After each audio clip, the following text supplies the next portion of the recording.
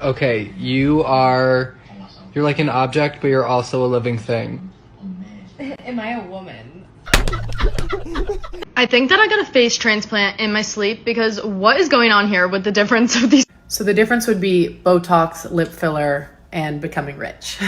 Congratulations, you played yourself. The Me Too movement, wouldn't you agree with me that they've gone too far with that? It's a joke now. No, I would not agree. It's easy for women to lie, and they don't mind destroying you. If they get angry at you, because a lot of women, you hit on them and they go, yeah, I want to do it, let's do it. And then as soon as you do it, and then they'll falsely accuse you. And the courts are set up to believe the woman over the man. So that's why this needs to end, because a lot of these women don't mind destroying men. We need to stop this movement before it goes too far. Don't you agree?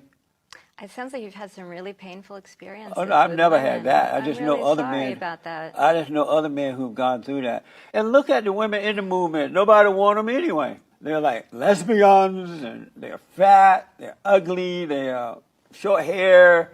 Nobody want them. I think they're mad about that. Wouldn't you agree? No, I wouldn't. Sorry. I think we're talking past each other. What do you mean? I am speechless. You let your wife wear pants? Yeah, she can wear pants if she wants to. Yeah. My wife doesn't own a pair of pants. I wear the pants. You understand me? Okay? She tried to put on some pants the other day. I said, no, we're not doing that. You better put on a sundress. Okay. I'm just waiting. Who has easier lives, guys or girls? Guys, Why guys? they have not many problems to deal with. To deal with? Yeah, that's fair. Definitely girls. Girls have easier lives. No, definitely guys. Guys? Okay, why is that? There's a lot of sexism in the world today. Yeah. Guys, And why is that? because they don't have everything to deal with from the emotions and all that sort of stuff as well. So they just have it so much easier than girls. Men ain't shit. You mean that? I mean it. Drop a hot take. Men are trash. Why do you feel that way? Terrible experiences.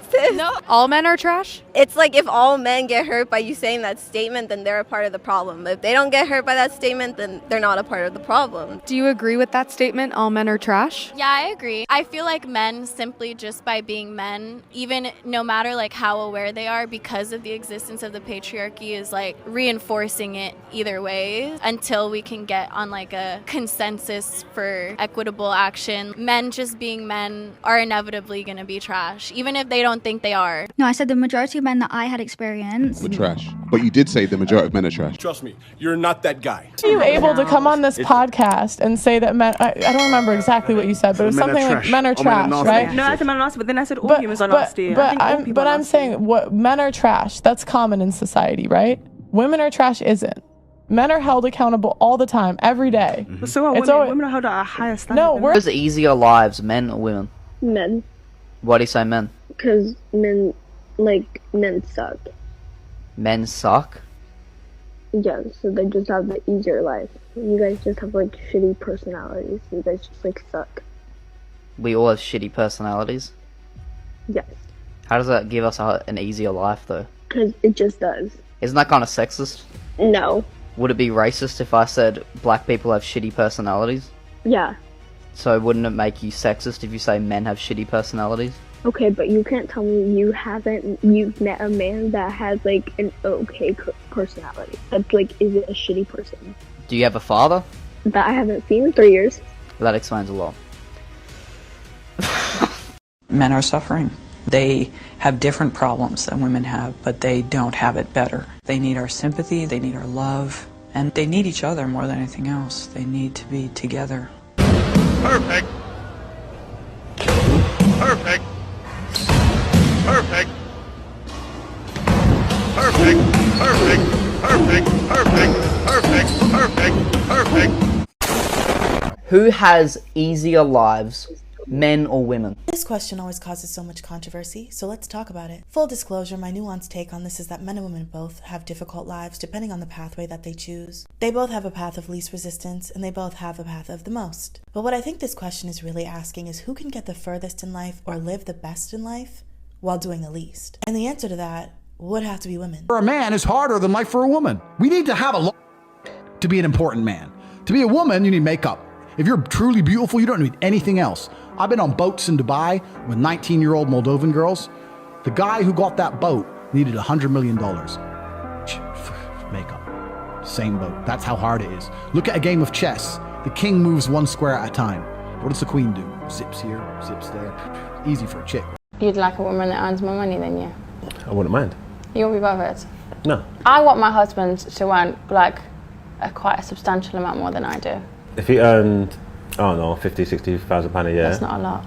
That's not enough for you? No. Well, what plan did you got? 60,000 pounds a year? Yeah, I'm just saying. What's that wage like monthly? It's not, that's like $4 grand a month. 4, 5. Who lives on that? No, that's not enough. You can live on 4 grand a month. I babe. personally, me alone, but it's not just me alone. What kind of things are you doing in your spare time? Cause he lives, you know. Cause he lives. Cause living. You gotta scale it back. You gotta tone it down. She said 4 grand a month is no good. No, but if I'm gonna settle with a man, he needs to have a decently great wage. What? Because you're trying to spend it? No, because I want to be provided for if I needed it. Yeah, but what if he can provide for you within your means? You're trying to live beyond your means. Within my means. No, not beyond my means. I want to have a nice life. I don't know from the guy for her.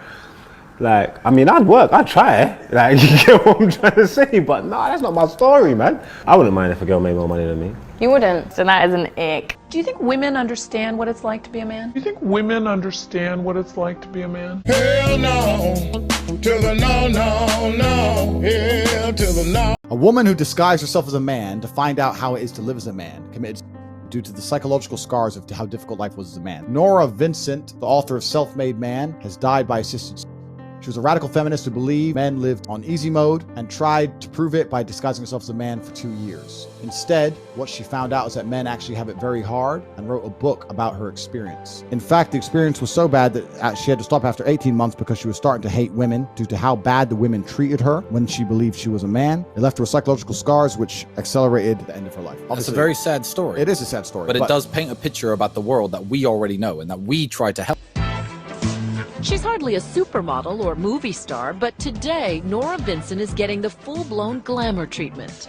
Nora's a writer, and one of these shots will adorn the cover of her new book. This wasn't just a stunt. This was about learning. This is a human project. It was about finding something out about the human creature, and I learned it the best possible way because I went through it. What Nora went through, or more accurately, what she became in the last 2 years, was a man. Yeah, a little bit shorter on the top. Okay. No, Nora didn't get a sex change operation. She did it the old-fashioned way, with acting and a disguise.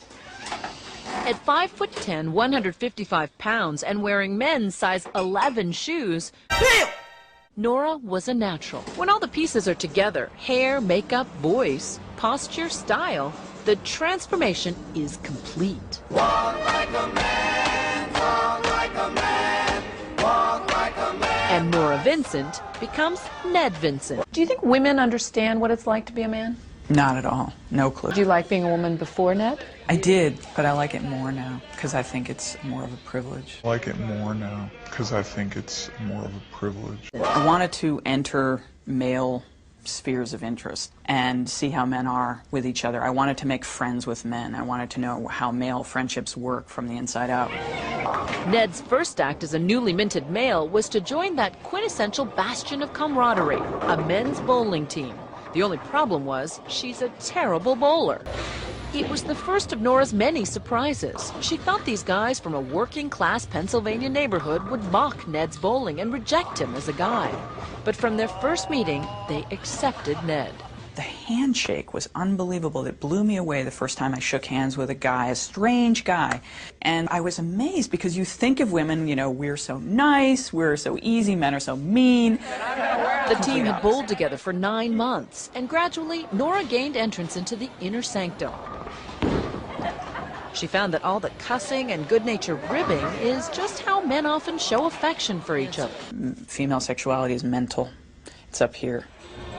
Whereas for men, Nora says, sexuality is, shall we say, below the waist. At its core, it's a bodily function. It's a necessity. It is such a powerful drive, and I think because we don't have testosterone in our systems, we don't understand how hard it is. So it never gets cold where you back in Australia? Throughout the project, Ned dabbled in the art of picking up a woman. Where'd your friend go? We went with him to this bar, wearing hidden cameras. This is my friend JC, I'm Ned.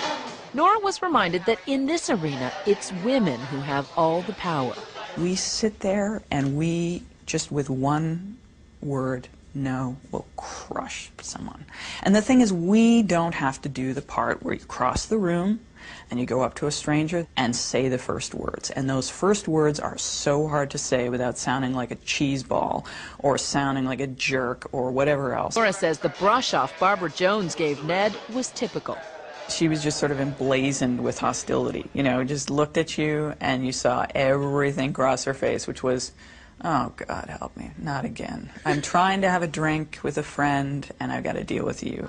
But Ned returned and told Barbara the truth about her gender. You're saying you gave us all the lines, like, try to get rid of us. I see it, and as a woman, I have such sympathy. I'm like, oh, I hate being this guy that you're trying to get rid of. You know? Talking to a woman, Barbara seemed more open and friendly, and in the end actually apologized for how she had treated Ned. So sorry for being bitchy. Please. Does that kind of living in the skin of a man in the bar scene, in the dating scene, give you a different kind of respect for men?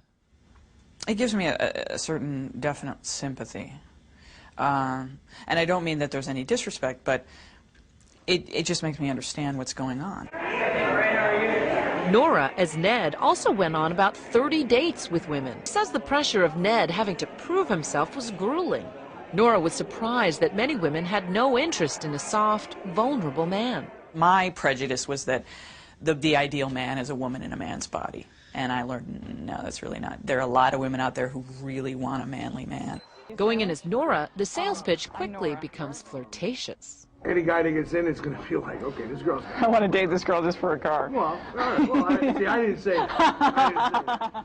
And in the end, a personal touch for Nora the salesman would never have offered Ned. All right? Thank you. You're welcome. But going back to the same salesman as Ned, the tone was all business, and the talk was all about performance.